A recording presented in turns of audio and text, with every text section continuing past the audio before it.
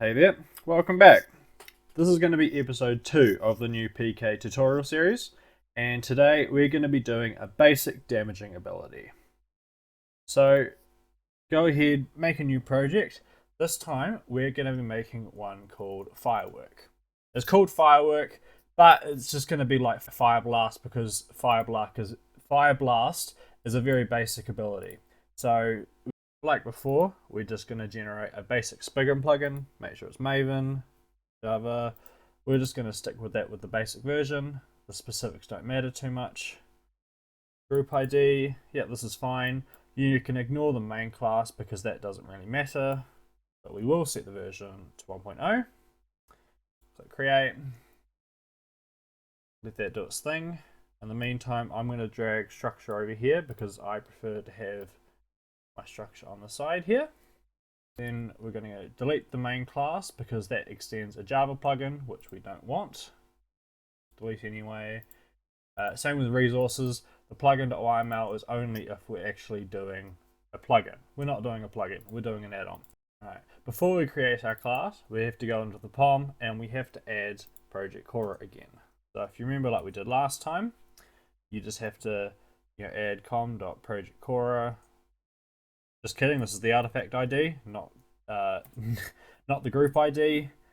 Version, we're going to be setting to the same, and we're going to be setting the scope to provided.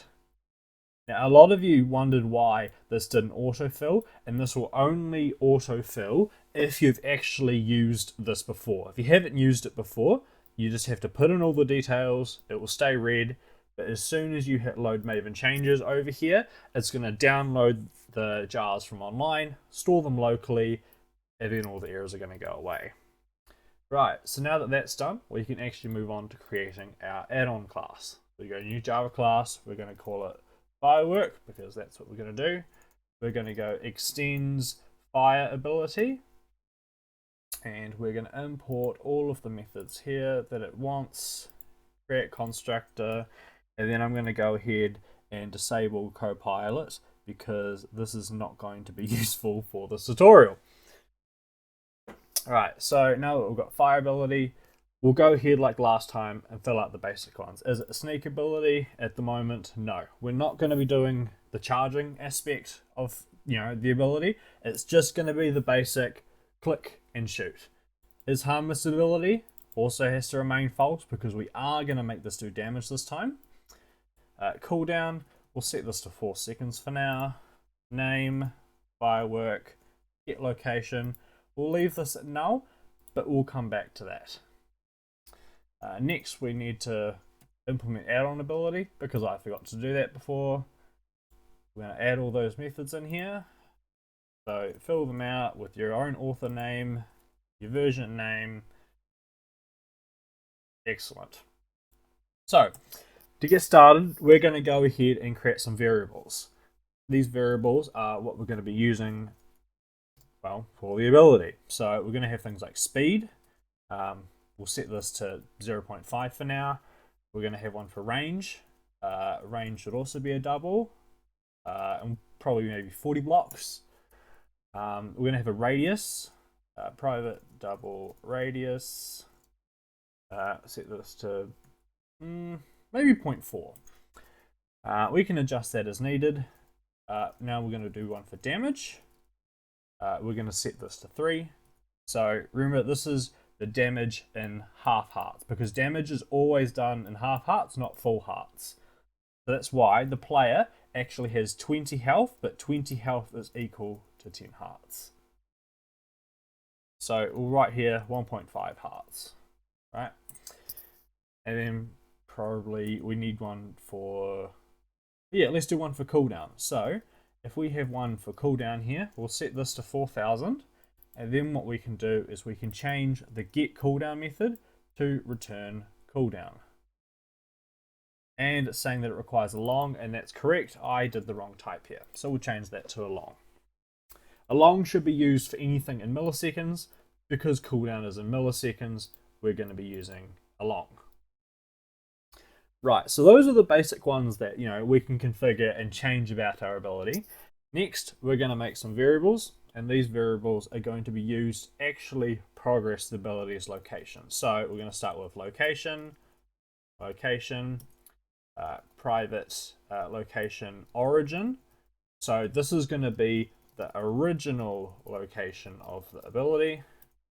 And then we're also going to have a direction, which is what direction the ability is going to go in. However, I did that wrong. It's actually going to be type vector. Make sure you use the org.bucket one, not java.util, and it's going to be called direction. Right, so next, we're going to be starting. So, like always, we're going to be checking if, this.bPlayer.canBend this, or more accurately, if they cannot bend this, we're going to return. So that way, if they've already got it on cooldown, if they don't have it bound, this ability can't start. And then we're going to start by, we're going to set direction. So we'll set direction to the player, their get iLocation, and then get direction. So now that we've stored that, that's going to record the direction the player's eye is at right when we start the ability. And that means that in progress, we know what way the player was originally facing, and we can continue moving in that direction. Next, we're going to be setting origin to the player's eye location. You can do it to the normal location, which is this here, but that's in the feet, which usually looks a bit strange if the ability starts from the feet. So we're just going to be using the eye location instead, which is not at the very top of the player, but within their head. It looks good. And we're also going to set the location to be the same as origin. However, we are going to clone it. So that way, this variable is not going to lead to the same location as that variable. Otherwise, if you change this, it's going to change that. We just want the same value, not the same actual, place that this is located in memory. Right, with these things done, we've already set our variables up here, so we don't need to set them in here. We can, but I've already done it up here, so it doesn't really matter. We may as well call start, and then we're going to add the cooldown to the bending player. So we'll just stick that in there, and using this, if we don't provide, the cooldown here, it's just going to use the get cooldown here. But because these are the same, we don't need to add that, so we can just keep it like that. Next, we need to actually check if the player can continue using this ability, and if they can, we're going to make the ability go forward as long as it should. So we're going to start again by making sure that this.bPlayer.canBend this. And then we're going to return here, and reminder that we do have an exclamation mark here. So if they cannot bend this current ability, we're going to click remove. Oh, actually, we're going to click remove, and then we're going to do return afterwards. Now, I actually did make a mistake here. Canned bend is also going to check the cooldown, but because we added a cooldown here, this is going to cause issues. So instead, we can change this to can bend ignore cooldowns. And so now it's just going to check everything except cooldowns because the cooldown's already begun. Right, next, I think we should check if it's gone out of range.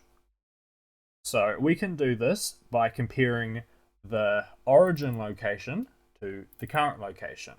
If the distance between them is more than the range, which in this case is 40 blocks, we're also going to remove. So we can do if this.origin distance squared, this.location is greater than range times range, remove, return. Now, why do we do distance squared? Well, the reason we do distance squared is because this allows us to get a perfect circular check on things here. If you look on the screen here, on the left we have one diagram which shows what happens when we use distance without squaring, And on the right, we have a diagram that shows what happens when you do use distance squared. That's what we're using right now. Let's say our range is going to be 5 for this example.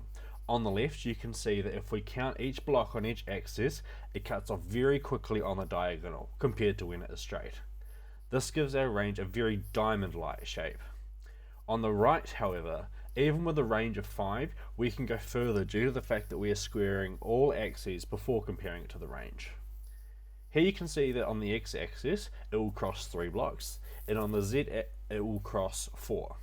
4 squared is 16, 3 squared is 9, 16 plus 9 is 25, and 25 is the same as our range squared, 5 times 5. If you don't get it, don't worry, just trust me when I say that distance squared is better. Right, so let's start by creating an offset. So we're going to be making an offset variable here, just a local one, that is this dot direction dot normalize and then dot multiply by the speed. A normal vector has an x, y, z arguments, and these can be of any size. So, you know, x might be 50, y might be 1, z might be 0. And of that, that's going to be a very large vector. Normalize is just going to make sure that the distance of the vector in any direction is going to equal a single block. And then we're going to multiply it by speed. So that's going to make it so this offset is now only half a block because speed is only 0.5. Because we want to go 0.5 blocks a second. The next, we're simply going to go this dot location dot add, and then we're going to add the offset. Very simple. Next, we have to actually check for collisions. So in this case, we need to use this method from general methods. So general methods got get entities around point. So we can use this dot location to check the current location, and we can use the radius to check the radius. Now, this method returns a list of entities that are within this point here and within this radius here. So we can use a for loop for this. So if we just do for entity within this, then we'll do stuff here. Make sure you import the class. And now all the code inside here is going to run for every single entity. Oopsie, Control Z. Every single entity in here. It's not actually important that we have multiple. It's just as soon as we hit any, we're going to run the code, and then the ability is going to stop. But the main thing is because it returns a list, we generally just do it like this. So first thing first, we need to actually confirm that this entity is not actually the player. Because when this ability starts, it's going to be at the player's location, right? If we get all entities within the location of the ability, it's going to actually hit the own player, and we don't want to damage ourselves. So we have to add a little bit of logic in there to make sure that this dot entity, not this dot entity, sorry, if this entity is not this dot player. Now that we know that it's not the player, we can go ahead and damage the entity. So we can do a method in damage handler. So we can go damage handler damage entity, and you can see the parameters are entity damage ability. We're going to pass in the entity to be damaged, this dot damage, and then we're using this for the ability. So that's going to go ahead and cause damage from this ability to that entity. Now that we've done that, we don't really need the ability to continue. So we can put these in here too. And boom. As of now, our ability will hit entities and do damage to them. Right now, it's still going to go through walls because we haven't got any block detection. But for a basic ability, this will work absolutely fine. So just to get things up and running so we can actually start testing them, we're going to change this to this dot location. This will help with collisions in future, but we're not going to cover that in this tutorial. We're going to go ahead, create a new class. I'm going to call it firework listener. Implements listener from bucket. Make sure you're using the org.bucket.event one. And like last time, we're just going to be using event handler, public void on swing. No, player swing event, I believe it is. Yep, player swing event. The one from ProjectKorra. Use event here. And then we can check if event dot. Then we can get a bending player from the player. Event dot get player. If bending player does not equal null. Bending player dot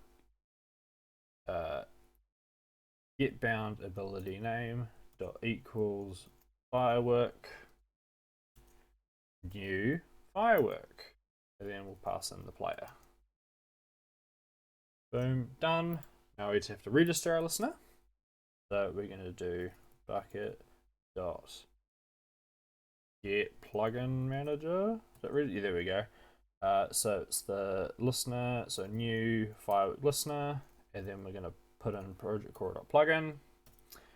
Finally, we're just going to add a log message to ProjectKorra to say that the loaded firework v1.0 has loaded. And boom. So with that, let's go ahead and see if our ability works. So we're going to go over to the Maven tab, and we're going to go to Lifecycle. We'll hit install. You can also do package. I prefer doing install. You can see it popped up with a target folder. We'll then go to Firework 1.0. We'll click Control-C to copy that. Open up the test server. We'll place it in the abilities folder. We'll go back here. We'll start the server. And while that's starting, I'll start up Minecraft. Actually, I changed my mind. We're going to wait till this is done just so we can see our log message. Oh, there it was up there. Firework v1 has loaded. Perfect. Now we'll start up Minecraft. So we can go ahead and we can bind firework. And let's go over here to this, these cows. And before I did also install indicator mod, so we can see if our ability does damage. And there you go, it had a damage. Now you also notice, I completely forgot about the particles when making this. So that's going to be the first thing that we fix. So once we've got the location added, we're going to be using this dot play firebending particles. So this dot location. Now what else does it require? It requires, yes, the location, the amount, and then the X, Y, and Z offsets. So for the amount, let's just stick with 4 for now. And then for the other fields, we're just going to use the radius for all of these. And we also probably should play the sound. Play firebending sound, this dot location. Right, so now we've got some particles and a sound. We'll go ahead, we'll build that, we'll copy that again with Control-C, go back into plugins, chuck it in here. We're going to reload ProjectKorra, and there you go. Now we've made a basic ability. Now you also notice that because I have blue fire at the moment, you can also see that in my hand with illumination, it's using the blue fire. And likewise, if we remove our blue fire, like this, it will use red fire. Alright, if you'd like to see how that works, you can go to the method and then press Control-B in IntelliJ, and that's going to show you the code for it. So, here, it just says, if the bending player can use blue fire, it then just plays the soul fire particle and displays it at the location with the amount using the XYZ offsets. And if they can't use blue fire, it's just going to use the flame one. So that's that. And now you've got some things. But obviously it's a bit slow at the moment. So, let's go speed this up a bit. We'll set this to 0.9 for now. And while we're at it, let's make it collide with blocks as well. The next, while we're at it, we may as well make our ability collide with solid blocks. So we can add a check here. if general methods, because lots of our stuff is in here, and we can go is solid, and then we can put in a block. So because this requires a block and not a location, you have to get the block at the current location. But if the current location is solid, we'll just do remove and return again. But I also want to make it so if it goes into water, it should hiss. Because in my opinion, fire abilities should do that. So we can do the same by going is water, and we can do this.location.getBlock. Now, if it is here, we are going to remove and return, but I want to add some particles to it too. But as of now, I don't actually know what particles I actually want to put here. So for now, we're just going to be using smoke. So to spawn particles, we need to spawn that from the world. So we can use this.location.getWorlds, and then there's a spawn particle method. Spawn particle. Right, so particle is particle dot. We don't actually have to use that. We could use anything. So let's see. Let's go for cloud for now because those are white particles. Right. So now we need the location. So we're going to do this to location, and here is probably the amount. So since this is a one-time thing, let's spawn 20. And then the next is going to be like the XYZ offsets, like that. Cool. Right, so let's go ahead and test that. Right, firebit 1, copy in here. We'll do B reload. So you can see since we changed the speed of it, it's now much faster. Additionally, it should no longer go through blocks. So if we click that, you can see it hit the leaves and disappeared. And of course, it still does damage. You can see it did 3 damage to the pig. Boom. And you'll still notice that because it was a fire ability that did the damage, it drops a steak and not leather. We didn't have to code that. That is just a thing in ProjectKorra because ProjectKorra knows that the type of damage you're doing is from a fire ability. So therefore it modifies the drops automatically. Right, lastly, we're going to be testing and seeing if this works.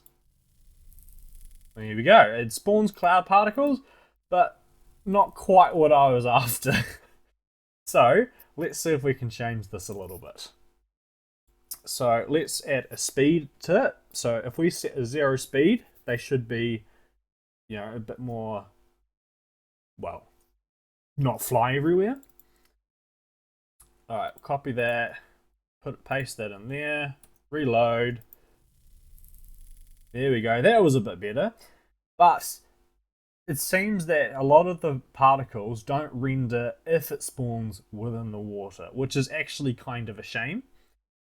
So maybe instead of spawning at this location, we should actually change the location to be just slightly above where it was before. So let's raise this by half a block on the y-axis, and then it should no longer look as bad. We'll click install again, build success, copy, paste, reload. There we go, that looks better. And now it almost has like an extinguishing effect. But it doesn't have a sound. We can also fix that as well. So this.location.getWorld and then play sound. So we want, we're going to use the location and then it's sound.extinguish. Is it lava extinguish or is it fire extinguish? Let's go fire extinguish and see how that sounds. And then 1-1. So this is just the volume and the pitch of it. So you can't really go higher than 1. It doesn't really do much. It just makes more players able to hear it from a longer distance away. And the pitch here just makes it either higher pitch or lower pitch, but we don't really need to change that. So we'll go ahead and build that again. We'll copy, paste, reload, boom. And now it has a nice extinguish effect whenever it hits the water. Beautiful. Nice. So, with this, you've officially made your own damaging ability for ProjectKorra. I hope this episode was informative and educational, and whatever the other things you usually say at the end of these videos are. I'm not thinking well today. But I hope you enjoyed this episode. Sorry that the quality is not probably as good as the last episode, but I hope it was still enjoyable, and hopefully I'll see you for the next episode where we cover configs, avatar state, and attributes. See you next time.